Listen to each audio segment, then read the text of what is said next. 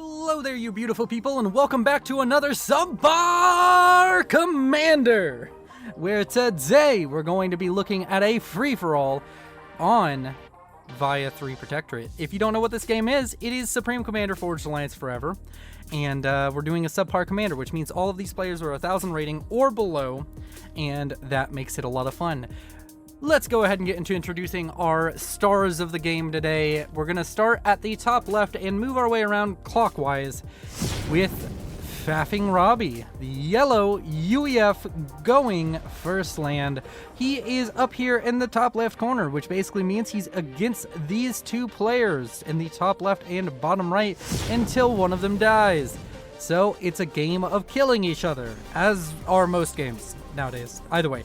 Then we have a red Seraphim by the name of Sourgone, who is going first land and is, of course, in the top right, so his opponents are adjacent to him as well. Then in the bottom right-hand corner, we have Sparecat6. He disconnected very early on in a recent cast, and I wish him all the luck with his connection in this cast, and hopefully he can redeem himself. Either way, he has gone first land, and is rocking a blue Cybran, of course. And last but not least, we have Samus759, a purple UEF, going first land. And they are in the bottom left-hand corner, so they're facing off against Faffing Robbie and Sparecat6, whereas Sparecat6 is against Samus and Sourgone. Sourgone's against Faffing Robbie and Sparecat6, and then, you know, you can figure it out. You like it's just a big fun game because nobody's gonna be silly enough to just go straight across the map. I hope. Actually, they may be. I don't know. I am ready for this free-for-all, though.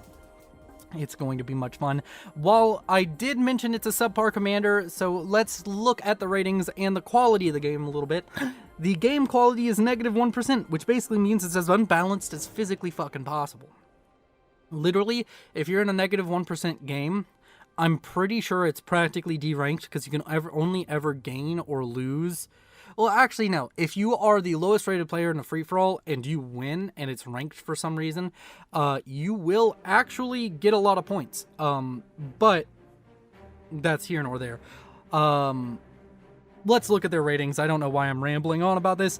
We have, starting at the lowest rated player, Sourgone. At 600 rating, he is the underdog. He is going to have to fight up a hill of experience and possibly cheese, because you can definitely cheese your way to 1,000.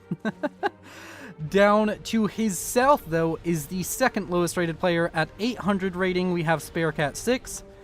And then over here on the left-hand side of the map, we have two 1,000 rated players. I don't know why I'm doing gestures with my hands. You all can't see me, and that's intended, but I speak with my hands, thank you very much. Over here we can see a Mech Marine starting to get the first kill of the match. This engineer will be the first thing to die all match, and it's dead. And the second death is incoming shortly as another engineer dies. Look at that, Sourgone losing 2 engineers in the course of like a second. That's pretty unfortunate. Either way, he is bringing his comm forward to try and protect this little outpost that they're trying to grab, and I just dropped something off my table. Oh well, screw it. It's staying on the floor until later. Alright, let's see. Wow, that's a decent amount of factories queued up. We're gonna see, looks like a lot of spam out of a Sparecat. We are seeing actually a lot of spam out of Samus as well. Samus going for the strategy that they went with in the last cast, the 6 factory next to a mechs idea, which honestly worked out really well, so kudos, go on with it. We do of course have some hunters coming in, and they're gonna kill off this engineer, which they shouldn't have. Yep, Samus, that was a little embarrassing. That engineer did not need to die. Poor little engineer. Gonna have to queue up those other 2 factories again, but all is not lost. The world will go on. We do have a bomber out over here, and it looks like it's trying to kill off a mass extractor, and it's gonna get it. Goodbye, mass extractor. So that's a dead T1 mechs for Faffing Robbie. Let's go ahead and look at the reclaim numbers really quick. There isn't very many since we're only 5 minutes in, but 400 for Sourgon, 300 for Samus, 163 for Faffing Robbie, and 483 for Bearcat. And when we look at the overall economies, we can see Faffing Robbie seemingly at the lead with 29 mass a second, 13 mass a second for Bearcat 6, Samus sitting at 17, and Sourgon sitting at 25. Wait. Sourgon's about to power stall. 1 second.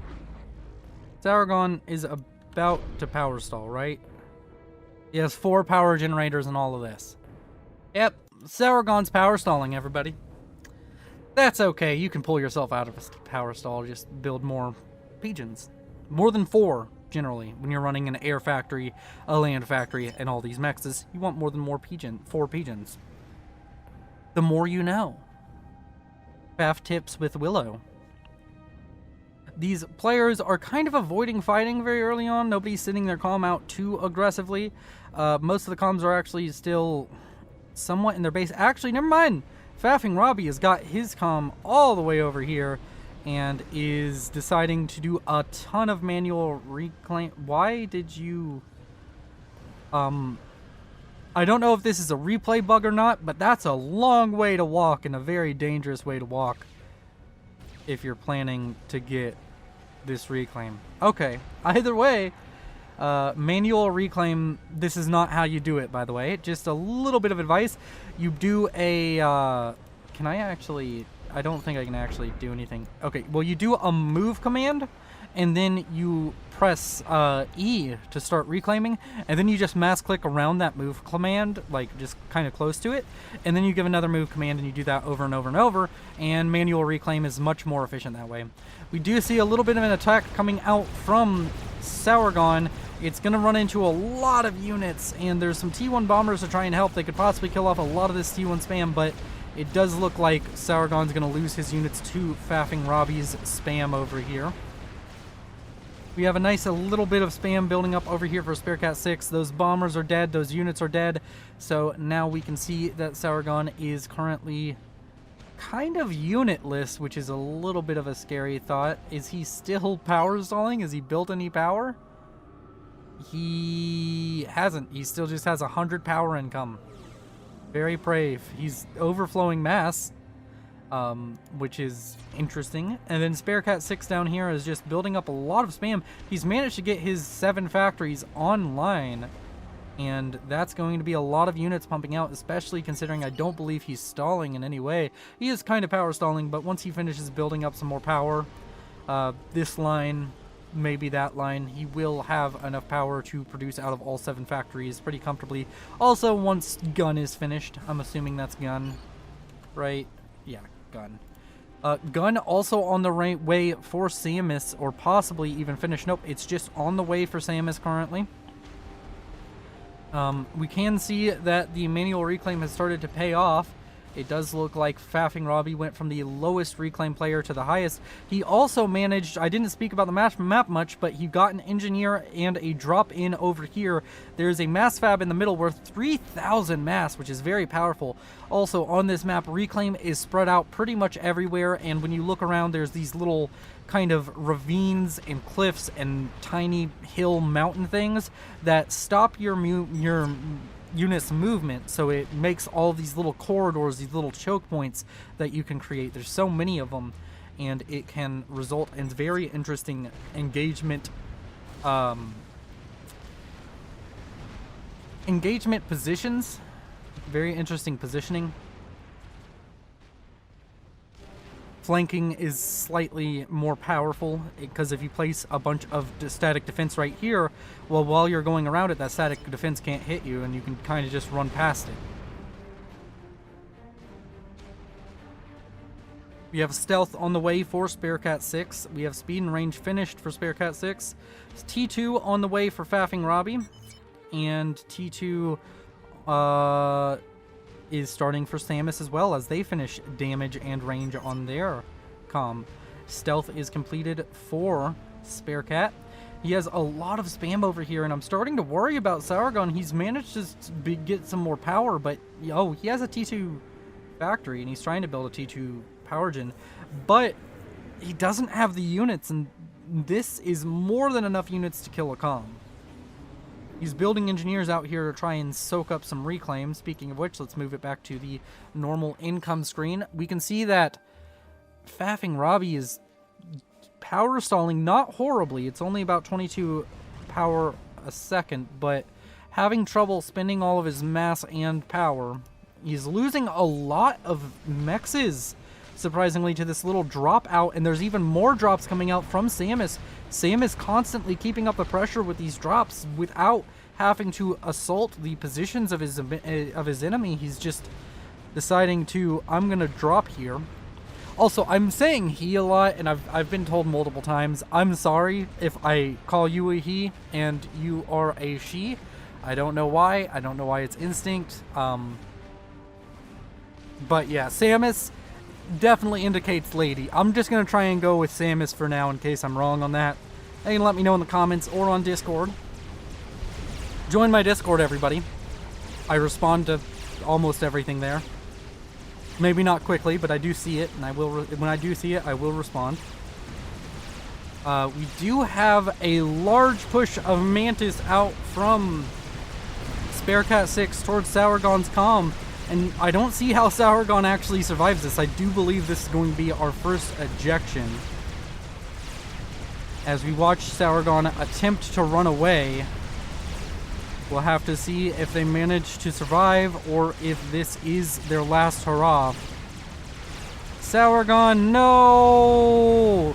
And with that, our first player is ejected, and it's not entirely unexpected ejection at that. The lowest rated player, of course, as we mentioned, definitely heavy underdog, heavily unfavored in this matchup. So here we go. This area is now a power vacuum, meaning that both Faffing Robbie and Sparecat are going to want to do everything in their power to gain and retain control of this. There's a lot of mass here, mass extractors here. There's a lot of economy to be built up. If you gain control of it, you get a huge advantage over everybody else on the match. And Sparecat 6 taking the initiative, destroying one of his opponents very early, just at the 11-minute mark, and making their claim on the top right-hand corner. But after that happens, he did spend a lot of units to make that scalp happen, and Faffing Robbie is seemingly going to attempt to capitalize on his opponent's attack by sending his own units over here. Possibly going to manage to get a foothold with this large group of spam. Of course, there's constant spam coming out from these 7 factories. I don't think he's added on anymore. Yep, 7 land factories over here. He's building more land factories right here. He's going to have so much spam. Whereas Samus is over here, has managed to break the position that was held by Faffing Robbie and push forward quite a little bit towards the enemy's commander. And we see more factories going up. As we look at the overall economies, we can see Faffing has never got their power back online and back running. It does look like Samus has managed to, with those drops, kill off some power generators, which is very painful. It means all of these factories are going to be a little bit hindered by everything going on. But checking on the economies of the other players, we have 37 and yet more drops coming out from Samus. We have 37 mass a second for Samus. Sparecat 6 sitting at 45 and starting to have trouble spending it. Sending a lot of units to the middle, going to try and just kill off these civilian defenses, these eruptor point defense that are built up by the civilian AI. They're there from the beginning of the match and just provide a stumbling block for your units to have to fight through. And over here we have gotten a T2 power gen done. Is that? Yes, that is finished. And we're looking around 37 mass a second for Faffing Robbie as well, along with a ton of reclaim per second. And as we look at total reclaim, we can see Faffing Robbie sitting at 12k, Sparecat 6 at 7.2k, 5.7k for Samus, And of course, Sourgon, even though they're dead, did manage to get 6,000 reclaim. And as these Mantis just pour into the middle over here to where Faffing Robbie was reclaiming, we can see so many units of Faffing Robbie die over here. And it's just Sparecat is building so many more units than his opponents currently, and that's a very scary proposition. We have a little bit of an attack of 5 strikers against this position, and it's going to die. T2 on the way for Faffing Robbie. I believe they had to cancel it earlier. T2 canceled. T2 canceled for Faffing Robbie, probably during that attack that we somewhat missed. And over here we can see Sparecat moving their comm forward towards this spam that's out from Faffing Robbie. He does have, of course, a stream of T1 scouts coming forward to allow them to see this army, and you can see the order given. Many units are going to converge on this top right hand corner. Sparecat says, no, I'm the one who did all the work for this corner. I am going to take it, damn it.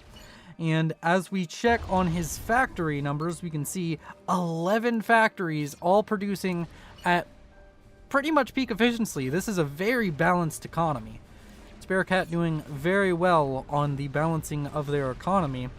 Samus, on the other hand, has gotten to T2 land and is producing mongoose.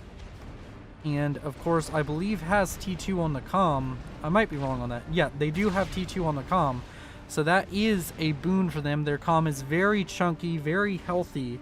With 14,000 hit points, and that gun damage and range upgrade is very powerful. Over here we can see that mass extractors are going to be dying. Another flank, this area being a problem area for Faffing Robbie, constantly having units get snuck in here and cause damage. And we can see that overall the economies are starting to skyrocket as players get T2 mexes online.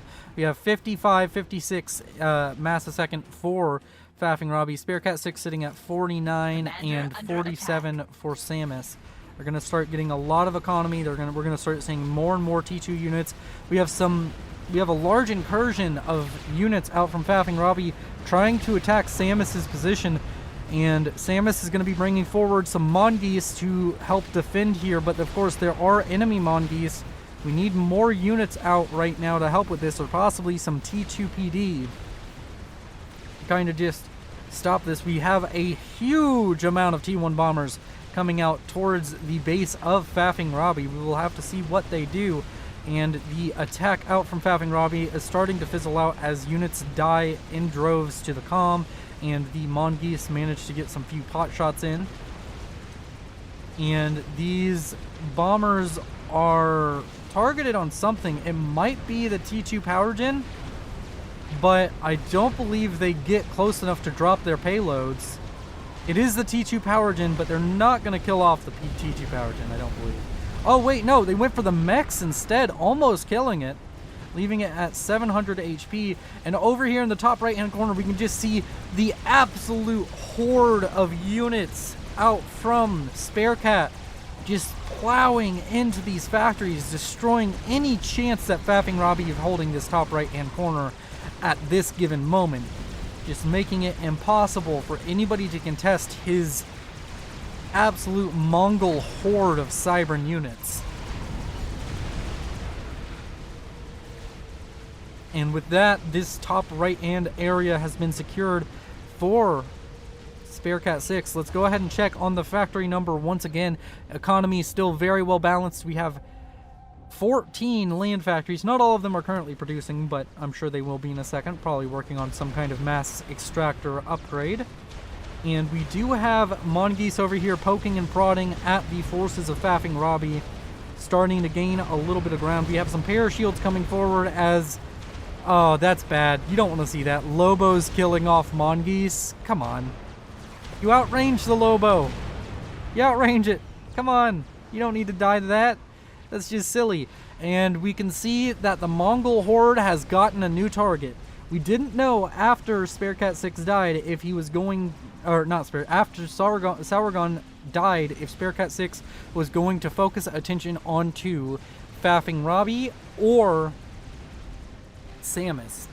And it definitely looks like, since Faffing Robbie attempted to take this top right-hand corner, that Spearcat has decided that he is next on the chopping block. We'll have to see what Faffing Robbie can do to keep themselves in this game as tons of units come pouring towards his base. So many units. How many Mantis does... I don't need that. 139 Mantis are all coming straight towards the base of Faffing Robbie, and that's not it. He also has to deal with the fact that there are Mongoose over here and just this ever-present threat of T2 attack from Samus, as well as all the harass that's been going down from Samus as well. And we can see these Mantis are just starting to plow through the structures, kill off this forward outpost of Faffing Robbie.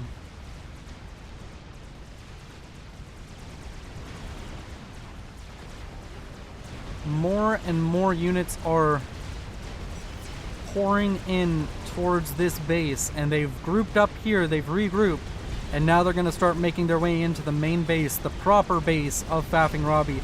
It looks like there's some Janus coming out to try and help with this, but in all honesty, I would think you'd want Stingers for this. I would go for Stingers over Janus in this situation. I do love the Janus and their firebombing habits.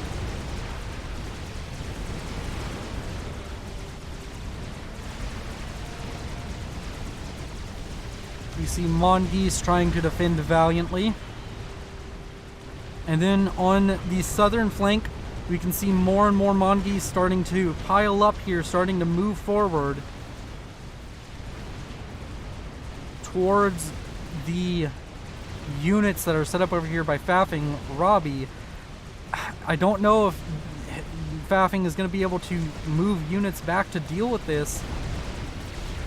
As Mantis pour into the main production facilities, the main base of Faffing Robbie, he's going to be losing some structures here, going to be losing quite a little bit of... Oh my gosh, this is so painful to watch. You can just see Mantis pouring in to the base. Luckily for Faffing Robbie, they're having tons of pathfinding issues right here, making the number that are coming in at any given time much more manageable. But now they're going to start coming in from another flank, and over here we're going to see a three-way battle between Mantis and Mongoose and T1 UF units. And just so many units spread out throughout his base. He's losing mass extractors, he's losing power generators, losing factories. This is such a tough position to fight from. I don't know if he's going to be able to hold, and if Faffing Robbie goes down, then it's just Spearcat 6 and Samus, and that's going to look very dire for Samus. Sure, they have a huge T2 army in comparison to their opponents, but at the same time, there's so much economy, so much just stuff out for Spearcat 6, and there is a certain quality and quantity. Samus is sitting it out for right now, which is a possibly wise move.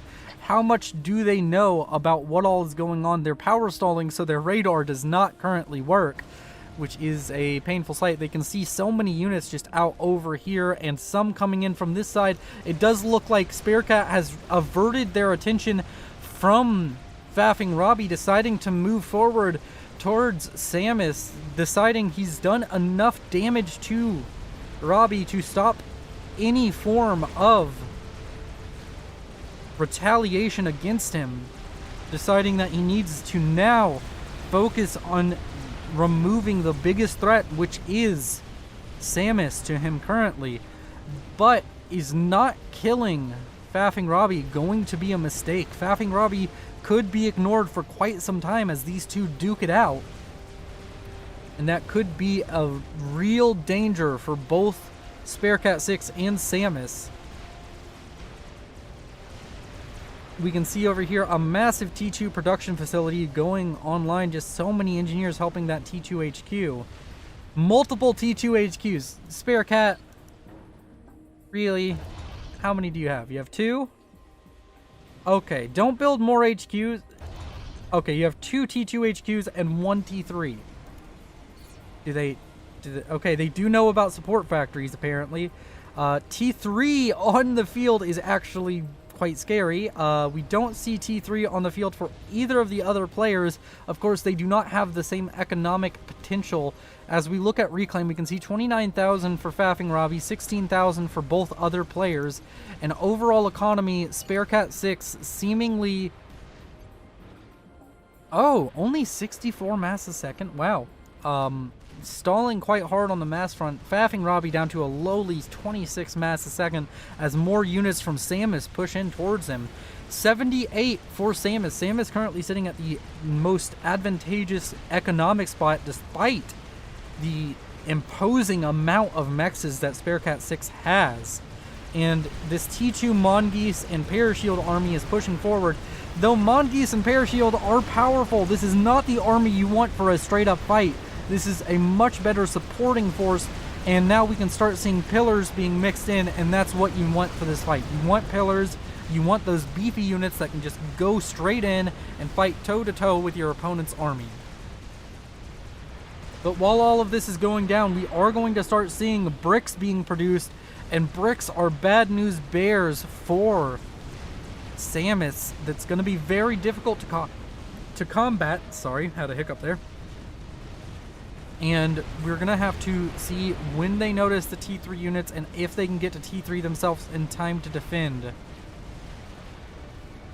Faffing Robbie is sending out a nice amount of units. And by that, I don't mean as like 69 units or anything. But a decent little clip of units over here to this northeastern flank. Deciding I'm going to try and cripple Spare Cat by taking out some economy. But he'll be surprised to know that there's really not much economy over here. All you can really do effectively is kill off some production features. Speaking of which, does Spare Cat notice this? Spare Cat has no idea that this is coming. And we can see a line of scouts coming forward. Faffing Robbie seemingly completely ignored for now. And Samus in quite the tough position, the only player left still on a two-front war, as both of the main production facilities for her opponents, or his opponents, God, gender, damn it. For Samus is the only one left with 2 main production facilities to her north and east. I'm gonna go with her because Samus is a chick. Whatever. Fuck it. You know what? At this point, this is all a mess. I shouldn't have brought up the topic. But yes, a very scary position to be in. But at the same time, you always have that hope that your opponents are also messing around with each other and not just focusing on you. Faffing Robbie deciding not to pick a fight with Samus, instead going for Spare Cat 6.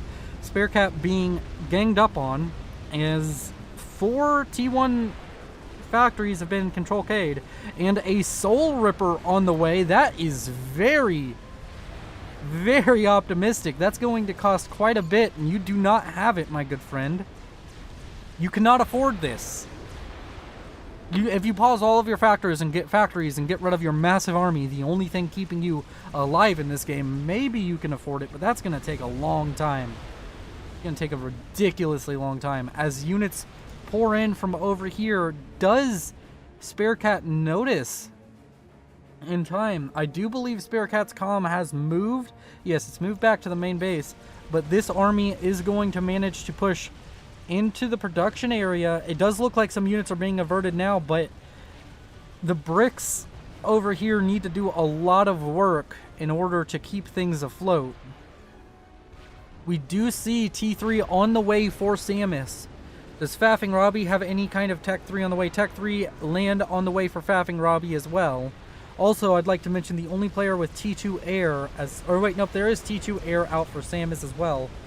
Samus, being very effective with the transports this game, has 2 more sitting back here, but needs to defend this area against these bricks for now. Definitely cannot afford to be losing her HQs now, his HQs now, the HQs now. Jesus fucking Christ, I hate myself.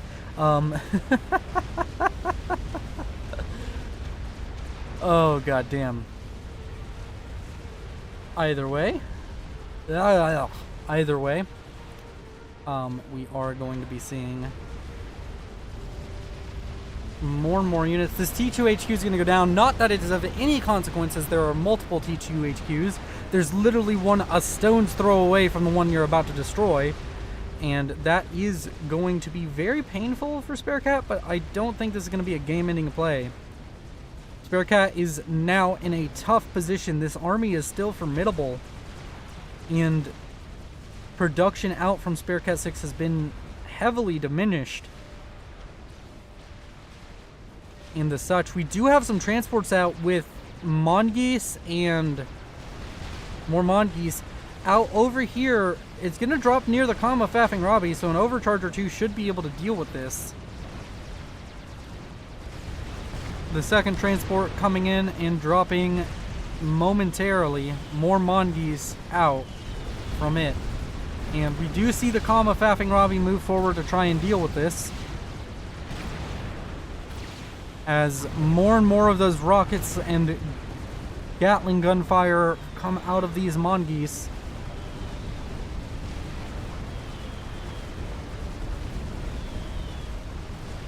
Janus being used quite effectively to kill off these units, though.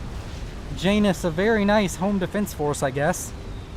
Over here on the eastern flank, it does look like the army out from Faffing Robbie has managed to be dissuaded from attacking Sparecat 6 anymore by the army out from Samus, which is now attacking to the north.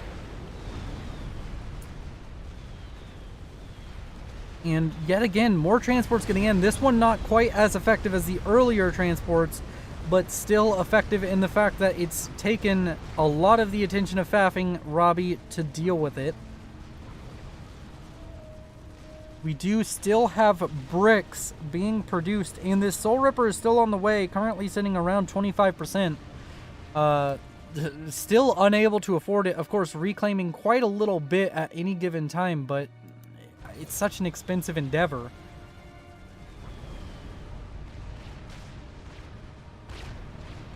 And as we look at reclaim numbers, we can see 42,000 for Faffing Robbie, 27,000 for Sparecat, and 22,000 for Samus. As we look at the economic numbers, we can see 111 mass for Samus, 99 for Faffing Robbie, and 51 for Sparecat. So Sparecat, despite having the advantage of having all of this territory and extra T1 mass extractors, did not throw it quite as heavily into economy, so he's not able to keep up economically at this point.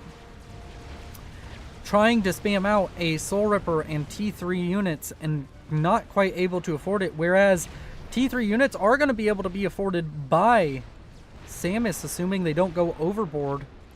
And we have a bunch of Titans now being produced out of these factories, all of them upgraded to T3, the support factories built over here on the low ground. Faffing Robbie is currently at T3 as well, and soon may be able to produce their own Titans / Percivals. And we can see quite the number of bricks actually over here. We have 1, 2, 3, 4, 5, 6, and I'm sure a 7th on the way. That is a formidable number of bricks, especially considering that, I mean, the only other T3 land units on the field at the moment are just some Titans, which die to bricks insanely quickly. We of course have more, we now have Titans being produced out by Faffing Robbie as well. Everybody producing the units that kill off spam very easily. Trying to swap this game into a more high tier, high tech focus. And as we look at the middle, all of these mass extractors have been claimed by Samus, and nobody's bothered to just come over here and kill them. Samus reaching forward and taking what's there. I mean, you can't. It's a great strategy. Like if you just want to take the entire mass, all of the mass extractors in the middle of the map, and nobody's gonna stop you, may as well, right? And we have a ton of Titans building up over here. I'd love to, I'm excited to see what Samus's plan for those are. We do, of course, this top right hand corner just keeps on trading hands between Faffing Robbie and Sparecat. Bearcat sending in a force more formidable than his opponents to kill off this this expansion up here. This area, Sauragon has created a power vacuum that just cannot be filled. Of course, it was held by Faffing Robbie for a nice long while. But it is going to be, once again, switching hands back to Bearcat 6, while Faffing Robbie capitulates on this front. We do have Titans showing up to this front, and we might see a repeat, but this time with the bricks instead of Mantis, of an attack coming from this angle, which could be very, very dangerous for Faffing Robbie, being an absolute punching bag this game. Anytime they've moved out more than a few inches from their base, they have been swatted back with a massive army from Bearcat 6, or having Mongoose pushing from the south towards them, or drops just absolutely always under attack of some form. Very little reprieve for Faffing Robbie, as T3 air has been achieved by Samus, which is quite interesting. They are going to scout out the Soul Ripper, which is currently 65% done and rising, stalling 100 mass a second. That's a lot of mass to be stalling. Wow, all of this reclaim still hasn't been taken. Come on, attack move this. Man, people not reclaiming. Reclaim more. Faffing Robbie, despite doing amazing on reclaim, still has a ton of reclaim around them. Of course, some of that is from very recent drops, so you can give them a break on that, but still. We, of course, have Vipers now joining this force of bricks, and that is going to create a very dangerous situation for any structures. The bricks will protect the Vipers, and the Vipers will kill any kind of static defense that's thrown up. With enough numbers, of course. And it looks like production of everything except for the Soul Ripper and T3 units has been halted. If we check on this, we can see some T2 factories paused. Only one... Wait. Yeah, very few units being produced from Bearcat 6, which is a definite change of pace for this game. Bearcat 6 has been producing so many units all game long. Let's go ahead and see. We do have Continentals on the way. We will have to watch for a drop onto Faffing Robbie, or possibly even a drop down here towards Bearcat. We have an absolute massive amount of Titans over here. These units out from Bearcat, this army over here is not going to manage to push forward, deciding to stop right here. It's going to take some Janus fire, but that is a... It's not going to kill bricks very quickly, and it's actually just poked the bear. They poked the bear with a stick. This army was a bear, and it's been poked, and now it's going to start moving forward. Of course, there's no flak here to deal with that very easily. And the Soul Ripper getting closer and closer to completion at 76%, already into green health.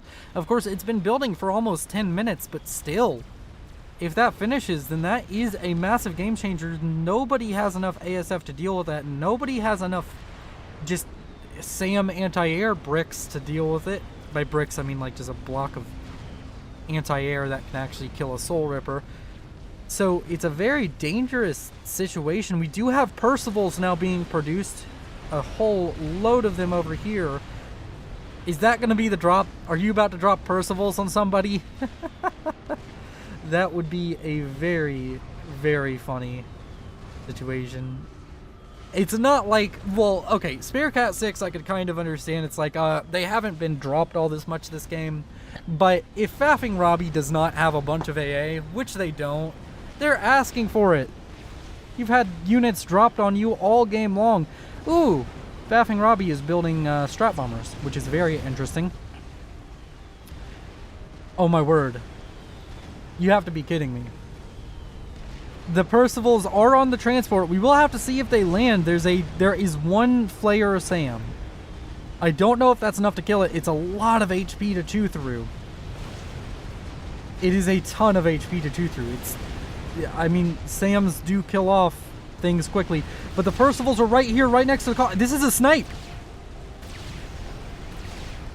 Oh my word, half of his health gone and with one hit.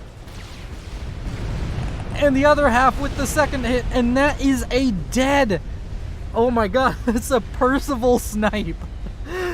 Just drop, you know what? When all else fails, just drop Percivals next to the comm and two-shot it. Oh my god, that's beautiful. Oh, I love that.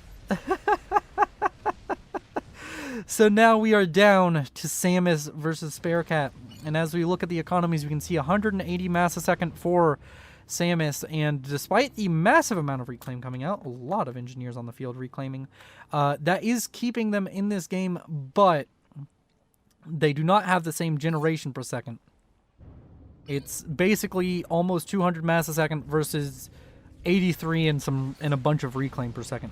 We have another Percival, or no, this isn't a Percival drop, this is a T2 drop. More drops coming out, but this time the drop is going to be much less successful as it falls to the ground, getting picked off by these T3 AA and a couple T1 AA Tracer air defense. And we see a ton of Titans over here, and of course there's always Percivals being just pumped out by Samus. We see the comm of Sparecat 6 over here is moving south, which is a little bit, I mean, it's kind of a strange proposition. And the Soul Ripper is so close to completing. 93% and climbing. 94 every few seconds. That goes up by another percentage. And that is a very dangerous thing to happen. It does look like Sparecat is bringing their comm forward to fight this army, but that seems unwise to me.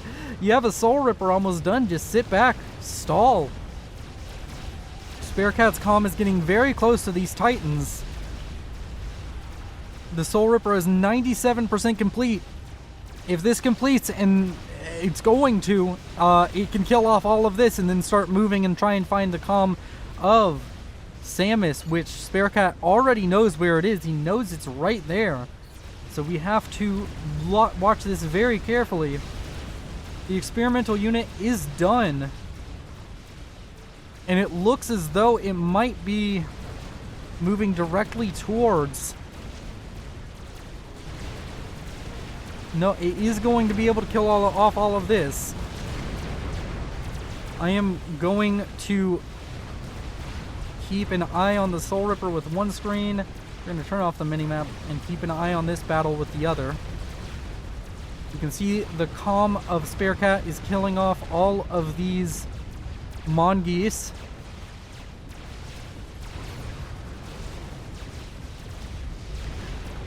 And the Soul Ripper is approaching the comm of Samus. You can see it coming in there from the background. Sparecat is falling back, and it does look like they're quite out of danger now, but there are some demolishers incoming as the Soul Ripper opens up onto it. And over here we can see Percival showing up. The Soul Ripper is opening up onto the comm of Samus. Samus trying to run away, but there's nowhere to run away to. Samus tried to get onto a transport but was unable to and dies. But meanwhile there is Percival's. Is it going to be a draw? Percival's firing, and it's a draw! 4 players enter, no players leave. All of them die. These Percivals showing up just in time to kill off Sparecat while the Soul Ripper was killing off Samus. And with that, we end the game. Thank you all for watching. If you liked it, like it. If you want to see more like this, subscribe. Check out the playlists that are variously spread about my channel. If you disliked it, dislike it. As I don't know if I already said that. If you want to support me more financially, you can join Timothy Calderwood, my patron, on Patreon. And if you want to talk to me or submit replays, go ahead and check out the Discord. Other than that, thank you for joining me for this Subpar Commander. I will see you in the next one. You all are some beautiful people. I love you. Goodbye.